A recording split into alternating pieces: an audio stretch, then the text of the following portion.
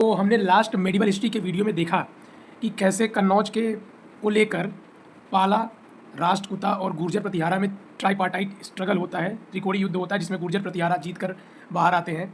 फिर वहीं पर मोहम्मद बिन कासिम का हमला होता है जिसको हराते रहते गुर्जर प्रतिहारा का पतन हो जाता है और यहीं एक साइड में राजपूतों का भी उदय हो जाता है। ठीक है, अब मोहम्मद बिन कासिम के जाने के बाद भारत में गजनी और उसके बाद गोरी का शासन आया। गोरी ने पृथ्वीराज चौहान को दूसरे युद्ध में हरा दिया तराइन के और पृथ्वीराज के पराजय के साथ ही दिल्ली सल्तनत की शुरुआत हुई। ठीक है, शुरुआत हुई और फिर मुगलों का राज आया। ठीक है, माइटी मुगल्स का राज आया और मुगल मराठा समझौता भी हमने देखा इसमें कि मुगल मराठा का जो समझौता हुआ पूना को लेके, पूना की जागीर को लेके, सो हमने देखा। और विजयनगर साम्राज्य और शाहजहाँ के द्वारा बहमनी के 5 प्रिंसिपलिटीज़ को कैसे जीता गया और फिर कैसे बहमनी विजयनगर का पतन हुआ, हमने उसको भी देखा। फिर मराठों का तृतीय पानीपत के युद्ध में पतन हो गया और यहाँ से हमारे आधुनिक भारत की शुरुआत होती है। ठीक है, तो चलिए बिना देरी किए हम लोग शुरू करते हैं मॉडर्न हिस्ट्री। Let's start. देखिए 1453 में एज ऑफ डिस्कवरी हुई। ठीक है, नया समुद्री रास्ता खोजने के लिए यूरोपियंस के द्वारा, ताकि वो अपना व्यापार और फैला सकें। कब? 1453 में। 1498 में भारत में सबसे पहले कौन आए? पुर्तगाली। फिर डच आए, उसके बाद डेन्स आए, मतलब डेनमार्क वाले। ठीक है, उसके बाद 1608 में आके इंग्लिश आते हैं, ब्रिटिश से सबसे पहले कौन आता है? विलियम हॉकिंस आते हैं जहांगीर के दरबार में 1608 में। ठीक है, अब यहाँ देखिए इंग्लिश के बाद फ्रेंच आते हैं, सबसे अंत में फ्रेंच आते हैं। 1608 में आते हैं और 1613 में फरमान जारी होता है जिसमें ब्रिटिश को एक ट्रेडिंग पोस्ट बनाने का मतलब आदेश दिया जाता है सूरत में, न कि फैक्ट्री। फिर 16 देखिए एक प्रॉपर फैक्ट्री इनकी जो है ना, first proper factory establish with warehouse on the bank of river Hooghly. पहली इनकी प्रॉपर फैक्ट्री ब्रिटिश की 1651 में हुगली नदी के तट पर हुई, जहाँ पर उनको एक स्टोरेज मतलब कि वेयर हाउस की भी सुविधा मिली। उसके बाद 1615-18 की बात हो रही है जब थॉमस रोज जहांगीर के दरबार में आए और कई और अन्य स्थानों पर फैक्ट्री खोलने की अनुमति मांगने लगे। फिर हम देख सकते हैं कि 1707 में औरंगजेब की मृत्यु हो जाती है। औरंगजेब की मृत्यु के बाद कई मतलब स्वतंत्र राज्य बन गए। ठीक है, जैसे मतलब उन्होंने अपने समय में कई राज्यों को अलग अलग मतलब स्टेट्स को गवर्नर के द्वारा मतलब राज्यपाल बनाए रखा था उन्होंने। ठीक है, और उन्होंने औरंगजेब की मृत्यु के बाद अपना खुद का राज बना लिया। जैसे मुर्शिद कुली खान ने बंगाल बना लिया, सादात खान ने अवध और चिन किलीच खान जिनको निजाम उन मुल्क कहते हैं, उन्होंने हैदराबाद संभाल लिया। ठीक है, सब लोग मतलब अपना इंडिपेंडेंट मतलब स्वायत्त रूल अपना करने लगे, स्वायत्त शासन करने लगे। ठीक है, औरंगजेब के मरने के बाद। उसके बाद 1707 से लेकर 1857 के युद्ध तक, औरंगजेब के मरने से लेकर 1857 के युद्ध तक 150 साल तक पॉलिटिकल इंस्टेबिलिटी रहती है। ठीक है, 12 मुगल रूलर्स आते हैं लेकिन सब के सब कमज़ोर रहते हैं, कोई मतलब पावरफुल मुगल रूलर नहीं आता है। अब 1707 से लेकर 1719 के बीच में फारूक सियर का एक फरमान जारी होता है जो कि वो उन लोग को अंग्रेजों को दस्तक देता है। दस्तक का मतलब है कस्टम ड्यूटी फ्री ट्रेड, मतलब उनको किसी प्रकार का कोई कर नहीं देना है व्यापार करते समय। अब बंगाल में देखिए क्या हो रहा है। बंगाल में मुर्शिद कुली खान के बाद आते हैं अलीवर्दी खान के बाद आते हैं सिराजुद्दौला। ठीक है, ये भी जानते रहिए आप एक तरफ से। ठीक है, अब कस्टम ड्यूटी फ्री जो ट्रेड था ये बहुत बंगाल को नुकसान पहुंचा रहा था। बंगाल का जो रेवेन्यू है मतलब कमाई में बड़ी कमाई हो रही थी, मतलब दिक्कत हो रही थी। और इससे क्या होता है, बंगाल के नवाब और कंपनी के बीच में मतभेद शुरू हो जाता है। ठीक है, फिर इसी मतभेद के कारण 1757 में बैटल ऑफ बक्सर की लड़ाई होती है जिसमें ईस्ट इंडिया कंपनी सिराजुद्दौला को हरा देती है। फिर 1760 में एक अलग अपना वॉर ब्रिटिश लड़ते हैं, किससे? फ्रांस से। थर्ड कर्नाटिक वॉर कहते हैं जिसको बैटल ऑफ वेंडी वॉश कहते हैं। एक युद्ध ये भी वो लड़ते हैं जिसमें वो अपने आप को मतलब नेवल पावर दिखाते हैं, अपनी मतलब समुद्र में लड़ने की क्षमता को अपने दिखा देते हैं, वो लोग साबित कर देते हैं। अब क्या हो रहा है, 1764 में फिर एक बैटल ऑफ बक्सर होती है। ठीक है, बक्सर की लड़ाई सबसे डिसाइसिव होती है क्योंकि इसमें जो ईस्ट इंडिया कंपनी है वो नवाब बंगाल मीर कासिम, नवाब अवध शुजाउद्दौला और मुगल राजा शाह आलम तीनों की मतलब कि कंबाइंड फोर्स को हरा देते हैं एक साथ। ठीक है, इस बैटल के बाद ईस्ट इंडिया कंपनी एक मिलिट्री पावर बन जाती है, सैन्य शक्ति बन जाती है। और फिर वो क्या करती है, बंगाल बिहार उड़ीसा में डुअल गवर्नमेंट की स्थापना करती है, मतलब द्वैत शासन लगा देती है। अब हमें ये जानना है कि देखिए निजाम राइट्स, द्वैत शासन का क्या मतलब है। देखिए निजाम राइट्स मतलब कि एडमिनिस्ट्रेटिव। ठीक है, एडमिनिस्ट्रेटिव राइट्स किसके पास है? निजाम के पास है। और दीवानी राइट्स मतलब रेवेन्यू राइट्स, मतलब जो भी कर और वो सब आ रहा है, जो भी मतलब टैक्स वैक्स आ रहा है, उसकी राइट्स किसके पास है? ईस्ट इंडिया कंपनी के पास है। अब क्या हो रहा है, 1764 के युद्ध के बाद ईस्ट इंडिया कंपनी जो है वो पूरे बंगाल के रिसोर्सेज पर अपना मतलब वो स्थापित कर लेती है, मतलब अपना कंट्रोल, और दीवानी राइट्स भी उसके पास होते हैं। अब जबकि ईस्ट इंडिया कंपनी एक सिर्फ ट्रेडिंग कंपनी थी ना, तो वो उसको और भी ऑफिशियल्स चाहिए थे जो उसकी मदद करें रेवेन्यू को कलेक्ट करने में। ठीक है, जो भी कर आ रहा है उनको कलेक्ट करने के लिए, तो उसी के लिए उन्होंने एक पोस्ट बनाई कलेक्टर की, जिसका काम था लैंड रेवेन्यू कलेक्ट करना। और फिर इसी लाइन में वो आगे बढ़ते गए, उन्होंने पुलिस की स्थापना की, जुडिशरी की स्थापना की, और ये सब किस लिए स्थापित किया? ताकि वो इस रेवेन्यू को बड़े इफेक्टिवली और आराम से कलेक्ट कर सके। आगे क्या होता है, फिर 1818 में तीसरा एंग्लो मराठा युद्ध होता है जिसमें कि ब्रिटिश जीत जाते हैं। ठीक है, फिर 1818 से लेकर 1857 तक वो बहुत अलग अलग मतलब राजनीति चलते हैं, ताकि वो अलग अलग राज्यों को अपने अंडर कंट्रोल में ले आ सके, उनका रेवेन्यू उनसे छीन सके। जैसे ring fence policy, subsidiary alliance policy, doctrine of labs policy, ये सब तो देखिए हम लोग एक डिटेल वीडियो में करेंगे, लेकिन आप ये जानते रहिए, बस ये ओवरव्यू के लिए एक वीडियो, ठीक है। फिर 1857 में इसी सब पॉलिसी और लोगों के ज़्यादा से ज़्यादा मतलब सप्रेशन के कारण क्या होता है, विद्रोह हो जाता है, ठीक है। विद्रोह के बाद क्या होता है, ब्रिटिश गवर्नमेंट का शासन लग जाता है और कंपनी का शासन खत्म हो जाता है। कंपनी का शासन जब लगने के बाद ख़त्म होने के बाद धीरे धीरे लोगों में मतलब जागरूकता आने लगती है, ठीक है, राजनीतिक जागरूकता आती है। उसी को ध्यान रखते हुए 1885 में इंडियन नेशनल कांग्रेस की क्या होती है, स्थापना होती है, जिसको मॉडरेट लोग करते हैं, ठीक है, नरम दल वाले करते हैं, जिनका काम रहता है प्रेयर प्री पिटीशन, ठीक है, पीपीपी, मतलब वो लोग प्रार्थना करते हैं, अनुरोध करते हैं, यही सब करते हैं। बहुत मतलब कुछ मतलब एक्सट्रीम चीज़ वो लोग करते ही नहीं है, ठीक है। जिसमें से एक थे दादा भाई नौरोजी, इन्होंने लिखा है ड्रेन ऑफ वेल्थ की थियरी, इन्होंने दी थी 1904 में। फिर एक आरसी दत्ता जी हैं, जिन्होंने ब्रिटिश की जो पॉलिसी है, मतलब जो गलत पॉलिसी है भारत को लूटने की, उसको भी एक्सपोज इन्होंने किया। फिर 1905 में क्या होता है, बंगाल विभाजन की बात आ जाती है, ठीक है। कर्जन बंगाल विभाजन को बोलता है, ठीक है। डिवाइड और रूल मतलब बांटो और राज करो की राजनीति शुरू हो जाती है।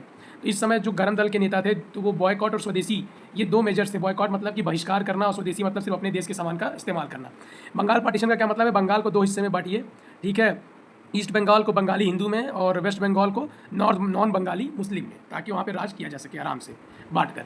1906 में फिर मुस्लिम लीग की स्थापना होती है। फिर 1907 में इंडियन नेशनल कांग्रेस का सेशन होता है सूरत में, और सूरत में क्या होता है, स्प्लिट हो जाता है आपस में, मतलब क्या होता है, नरम दल और गरम दल में बंटवारा हो जाता है। कांग्रेस में एक क्या होता है, दरार पड़ जाती है। क्या होता है इसमें, क्योंकि देखिए मॉडरेट हमेशा चाहते थे कि जो मतलब कि वो ब्रिटिश के खिलाफ जाए, लेकिन बड़े प्रेम से जाए, शांतिपूर्वक जाए। लेकिन जो भी रेडिकल्स थे, गरम दल वाले थे, वो लोग चाहते थे कि वो लोग वायलेंट हों, मतलब कि कुछ मतलब कठोर कदम ले ब्रिटिश के खिलाफ, तभी वो उनको आज़ादी देंगे, ठीक है।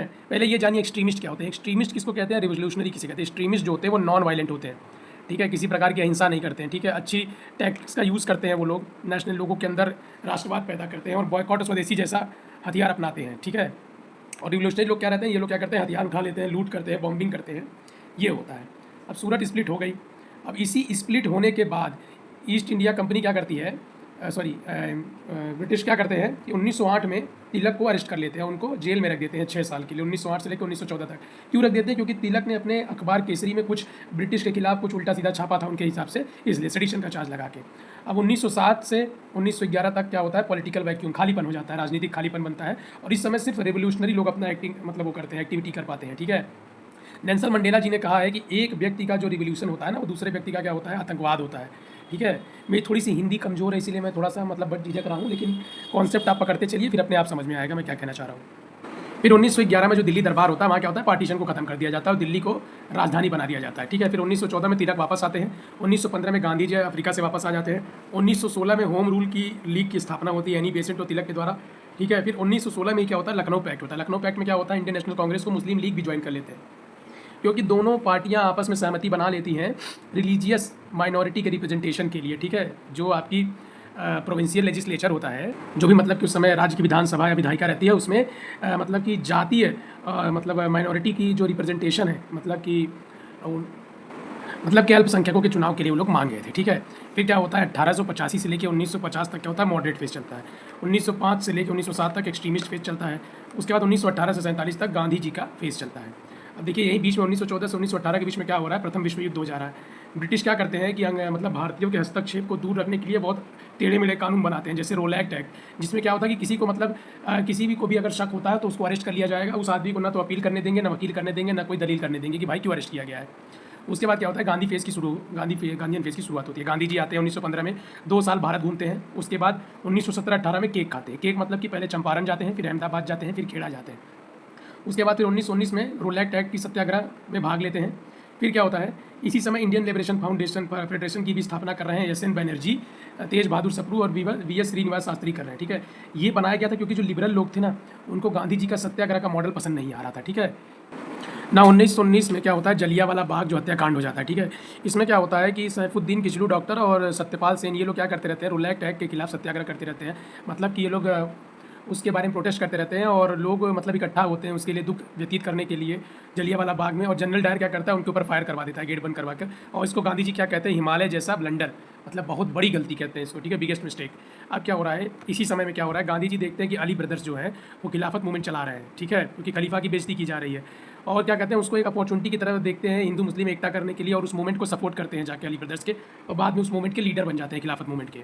1920 में क्या होता है, नॉन कॉपरेशन मूवमेंट लॉन्च करते हैं, जिसमें खिलाफत भी उसके साथ आके मिल जाता है। और ये पहली बार ऐसा होता है कि किसी भी मूवमेंट में मुसलमानों की जो सहभागिता रहती है वो बहुत अधिक रहती है, वो है नॉन कॉपरेशन मूवमेंट में। फिर 1922 में क्या होता है, चौरी चौरा कांड हो जाता है, जहाँ पे 22 पुलिस वालों को जला देते हैं। ये गोरखपुर की बात हो रही है, तो नाम भी बदल गया है। फिर इसी के मतलब दुख में, मतलब नॉन वायलेंस हो गया, तो गांधी जी क्या करते हैं, नॉन कॉपरेशन मूवमेंट हटा लेते हैं। तो ये जो हटाने वाला मतलब सिस्टम था ना, इसको सुभाष चंद्र बोस कहते हैं राष्ट्रीय आपदा। क्योंकि देखिए बहुत लोग क्या था ना, अपनी नौकरी छोड़ के बैठे थे, बच्चे अपनी पढ़ाई छोड़ के बैठे थे, मतलब बहुत लोग व्यापार बंद कर दिए थे, हर प्रकार से अंग्रेजों को किसी प्रकार से कोई सपोर्ट नहीं कर रहा था, तो लोगों की रोजी रोटी का भी सवाल था। वो लोग छोड़ के इस चीज़ के लिए आगे आए, पर गांधी जी ने अपना हाथ ही खींच लिया, तो इसको राष्ट्रीय आपदा कहा सुभाष चंद्र बोस जी ने। फिर 1923 में क्या हो रहा है, हम दिखा रहे हैं 1923 में क्या हो रहा है, यहाँ से देखिए लाइन जा रही है ना। 1923 में क्या हो रहा है, कांग्रेस खिलाफत स्वराज पार्टी की स्थापना हो रही है। किसने की, सी आर दास ने की, जो किसके जिनको देशबंधु भी कहा जाता है, वो इसके प्रेसिडेंट बने। मोतीलाल नेहरू अपना को सेक्रेटरी बनाया उन्होंने। ये पार्टी जानते हैं, ये इलेक्शन कंटेस्ट करने के लिए बनाई गई थी, ये कोई अलग से पार्टी नहीं थी, ये कांग्रेस के अंतर्गत ही एक छोटी पार्टी थी। उसके बाद 1925 में क्या होता है, विट्ठल भाई पटेल जो रहते हैं, वो स्वराज पार्टी के जो मेंबर रहते हैं, वो सेंट्रल लेजिस्लेटिव केंद्रीय कार्य, मतलब जो भी केंद्रीय विधान सभा के जो क्या होते हैं, चेयरमैन बनते हैं, ठीक है। फिर 1926-27 में आइए, बारदोली सत्याग्रह होता है। इसमें क्या होता है, सरदार वल्लभ भाई पटेल को सरदार का टाइटल दिया जाता है वहाँ की महिलाओं के द्वारा। फिर 1927 में साइमन कमीशन आता है। अब 1922 से 27-20 में कांग्रेस खिलाफत स्वराज पार्टी इलेक्शन करती है, और बहुत मतलब जो युवा लोग रहते हैं वो रिवोल्यूशनरी एक्टिविटी करते हैं। और गांधी जी क्या कहते हैं, भाई इन्होंने नॉन कॉपरेशन मूवमेंट हटा लिया है, तो वो थोड़ा समय शांति से बिताना चाहते हैं किसी कंस्ट्रक्टिव एक्टिविटी में। अब देखिए जो युवा कुछ रिवोल्यूशनरी एक्टिविटी कर रहे हैं वो क्या है। जैसे अक्टूबर 1924 में हिंदुस्तान रिपब्लिकन एसोसिएशन की स्थापना कहाँ हुई, कानपुर में। किसने किया, सचिन नाथ सान्याल, चंद्रशेखर आजाद और राम प्रसाद बिस्मिल ने मिलकर किया, एचआरए कहते हैं इसको। फिर 9 अगस्त 1925 को काकोरी ट्रेन एक्शन होता है, इसका नाम बदल दिया गया है, ये लखनऊ में है काकोरी जगह, ठीक है। और इसको किसके द्वारा किया जाता है, ये चार इन्हीं के द्वारा किया जाता है। ये पहला मतलब इन लोग का कोई एक टेक रहता है। इसमें कौन कौन शामिल है, चंद्रशेखर आजाद, राम प्रसाद बिस्मिल, अशफाकुल्ला खान, रोशन सिंह, राजेंद्र लाहिड़ी। इसमें 29 लोगों को अरेस्ट किया जाता है। ये हम लोग हमला करते हैं 8 PM डाउन ट्रेन पर लखनऊ की, और उसमें से हथियार लूटने का प्रयास करते हैं। फिर सितंबर 1928 में क्या हो रहा है, हिंदुस्तान सोशलिस्ट रिपब्लिकन एसोसिएशन की स्थापना फिरोज शाह कोटला मैदान में दिल्ली में की जा रही है, चंद्रशेखर आजाद जी के द्वारा, जिनका साथ देते हैं भगत सिंह और सचिन नाथ सान्याल। सचिन नाथ सान्याल ने ही लिखा है बंदी जीवन। अब देखिए 1927 में साइमन कमीशन आ रहा है, सारे गोरे लोग हैं, कोई भारतीय नहीं है, ठीक है, जिसके चलते उसके खिलाफ प्रोटेस्ट होता है, लाठीचार्ज किया जाता है, और लाला लाजपत राय की मृत्यु हो जाती है इसमें, ठीक है, उनके सर पे हाथ लगता है, मतलब वो लाठी लग जाती है, उनकी मृत्यु होती है। तो ASP सॉन्डर्स जो रहता है, जिसने उनके ऊपर लाठीचार्ज किया था, ठीक है, उनकी हत्या बाद में कर दी जाती है लाहौर में 1928 में अक्टूबर में, भगत सिंह के द्वारा, चंद्रशेखर आजाद और राजगुरु के द्वारा। ये हिंदुस्तान सोशलिस्ट रिपब्लिकन एसोसिएशन, जो कि अभी हमने देखा था कि दिल्ली फिरोज शाह कोटला मैदान बनी थी, उनका ये पहला रिवोल्यूशनरी एक्टिविटी था। फिर 8 अप्रैल 1929 को क्या होता है कि भगत सिंह बटुकेश्वर दत्त ने क्या किया कि केंद्रीय विधानसभा के खाली सीटों पर बम चला दिया, लोगों का ध्यान अपने तरफ खींचने के लिए। उस समय विधानसभा में क्या चल रहा था, ट्रेड डिस्प्यूट और सेफ्टी बिल पर क्या चल रहा था, बहस चल रही थी। अब आगे चलते हैं। फिर 1928 में क्या होता है, नेहरू रिपोर्ट आती है, मोतीलाल नेहरू बनाते हैं। इसमें बताते हैं कि भारत में आगे चल के शासन करने के लिए क्या क्या चीज़ें होनी चाहिए। लेकिन ये लोग क्या कहते हैं, अंग्रेजों के अंतर्गत शासन मांगते हैं, डोमिनियन स्टेटस मांगते हैं कि मतलब भाई आप राजा रहिए पर हमको अपने देश चलाने दीजिए, ठीक है। फिर 1928 में और क्या होता है, इंडिया इंडिपेंडेंस लीग की स्थापना होती है। कौन करता है, श्रीनिवास अयंगर जी करते हैं प्रेसिडेंट, जवाहरलाल नेहरू सुभाष चंद्र बोस इसके सेक्रेटरी बनते हैं। फिर 1929 में पूर्ण स्वराज का कॉन्सेप्ट आता है, नेहरू जी बताते हैं, ठीक है, बोलते हैं। फिर 1930 में गांधी जी क्या कहते हैं, अपनी 11 डिमांड बताते हैं लॉर्ड वाइसराय इरविन को, ठीक है, एक लेटर के द्वारा। फिर 1930 में क्या होता है, सिविल डिसोबीडियंस मूवमेंट आता है। फिर 1931 में क्या होता है, गांधी और इरविन का पैक्ट होता है, जिसको दिल्ली पैक्ट कहते हैं। तो उसमें गांधी जी मान जाते हैं राउंड टेबल कॉन्फ्रेंस पे, मतलब गोलमेज सम्मेलन में भाग लेने के लिए। और फिर क्या होता है, उनकी एक शर्त रहती है कि जितने भी राजनैतिक बंदी हैं उनको छोड़ा जाए, जिन्होंने, ठीक है, लेकिन वो कहता है कि जिन्होंने भी हत्या की है या किसी प्रकार का मतलब क्राइम किया उनको नहीं छोड़ा जाएगा।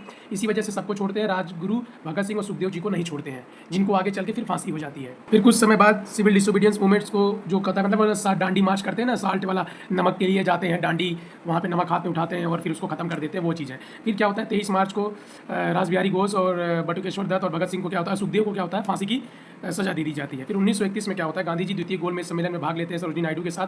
फिर उसी समय क्या होता है, रामसे मैकडोनाल्ड क्या करते हैं, कम्युनल अवार्ड बोल देते हैं, ठीक है, कि मतलब एक जाति के लोगों को सिर्फ एक ही जात के लोग चुनेंगे। 1932 में क्या होता है, फिर इसी के चलते मतलब गांधी जी येड़वाला जेल में मतलब अनशन पर बैठ जाते हैं, ठीक है, मृत्यु तक अनशन करने पर बैठ जाते हैं। हैं। फिर इनको आगे चल के सुभाष चंद्र बोस जी मनाते हैं, फिर समझौता होता है, फिर आगे देखेंगे। फिर 1931 में क्या होता है, गांधी जी लौटते हैं वापस और फिर सिविल डिसोबीडियंस मूवमेंट लॉन्च कर देते हैं और इस बार अंग्रेज बहुत बुरी तरीके से उसको सप्रेस करते हैं, दबाने का प्रयास करते हैं। फिर सीडीएम को गांधी जी को छोड़ना पड़ता है। फिर गांधी जी हरिजन लोगों के उत्थान के ऊपर ध्यान देने लगते हैं। अब यही 1932 में थर्ड राउंड टेबल कॉन्फ्रेंस और 1935 में गवर्नमेंट ऑफ इंडिया एक्ट 1935 आता है। फिर आगे देखिए क्या होता है, नोट देखिए इसमें क्या हो रहा है। अब साइमन कमीशन 1927 में आया, उसके बाद क्या आया, 1928 में नेहरू रिपोर्ट, 29 में पूर्ण स्वराज, 30 में 11 डिमांड गांधी जी के द्वारा, फिर 30 में सीडीएम लॉन्च होता है, 31 में गांधी इरविन का पैक्ट होता है, फिर 31 में दूसरी गोलमेज सम्मेलन होता है, फिर सीडीएम को रिलॉन्च कर दिया जाता है, फिर सीडीएम को 34 में विड्रॉ कर लेते हैं, 32 में तीसरा गोलमेज सम्मेलन होता है और फिर गवर्नमेंट ऑफ इंडिया एक्ट 1935 आता है ना। गवर्नमेंट ऑफ इंडिया एक्ट 1935 आता है, उसके बाद 1937 में काउंसिल में लोगों की एंट्री होने लगती है, कांग्रेस इलेक्शन जीतती है कई राज्यों में, ठीक है, और सरकार बनाती है। 1929 में क्या होता है, द्वितीय विश्व युद्ध शुरू हो जाता है ना। जो प्रांतों में चल रही सरकारों के बिना किसी सहमति के क्या होता है कि ब्रिटिश क्या करते हैं, भारत को भी द्वितीय विश्व युद्ध का एक हिस्सा बना देते हैं। उसी के मतलब कि प्रोटेस्ट में, विरोध में कांग्रेस की मिनिस्ट्रियाँ रिजाइन कर देती है। फिर 1940 में इंडिविजुअल सत्याग्रह हो जाता है, भाई सब लोग अपना अपना सत्याग्रह करो अब।